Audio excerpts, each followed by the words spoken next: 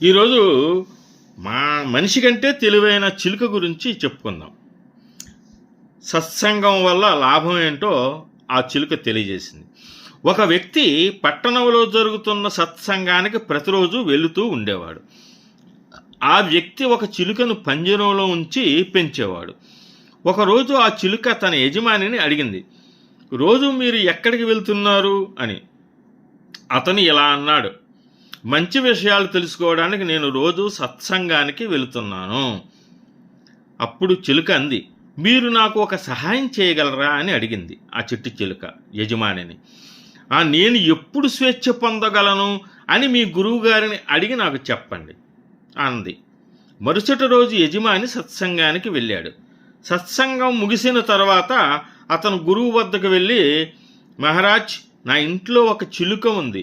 అది స్వేచ్ఛ ఎప్పుడు పొందగలదో మిమ్మల్ని అడిగి తెలుసుకోమని ప్రాధేయపడింది. మా చిలుకకు సరైనటువంటి ఈ ప్రశ్నకు జవాబు చెప్పండి అన్నాడు. అది విన్న వెంటనే గురువుగారు అపస్మారక స్థితిలోకి వెళ్ళిపోయారు. ఇది చూసిన చిలుక యజమాని భయపడి నిశ్శబ్దంగా అక్కడి నుంచి జారుకున్నాడు. అతని ఇంటికి చేరుకున్నాడు. చిలుక అతనిని అడిగింది, మీరు నా ప్రశ్నకు గురువుగారిని అడిగారా? నా ప్రశ్నను ఆయన ఏమని జవాబిచ్చాడు అంటే, యజమాని ఈ విధంగా చెప్పాడు, నేను అడిగాను కానీ నీ అదృష్టం బాగోలేదు. నేను నీ ప్రశ్న అడిగిన వెంటనే గురువుగారు అపస్మారక స్థితిలోకి వెళ్ళిపోయారు. సరే సరే, నేను అర్థం చేసుకున్నాను అన్నది ఆ చిలుక. మరుసటి రోజు సత్సంగానికి వెళుతూ యజమాని పంజరంలో ఉన్న చిలుక అపస్మారక స్థితిలో ఉండటాన్ని చూశాడు.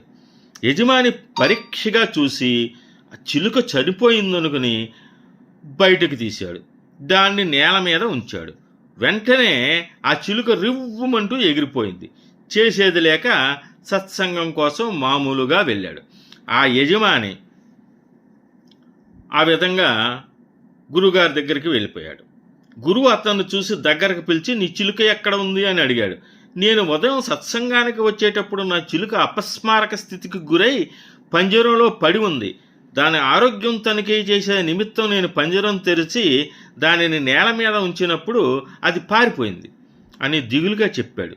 గురువుగారు నవ్వి, మీ చిట్టు చిలుక మీకన్నా ఎక్కువ తెలివిగలది.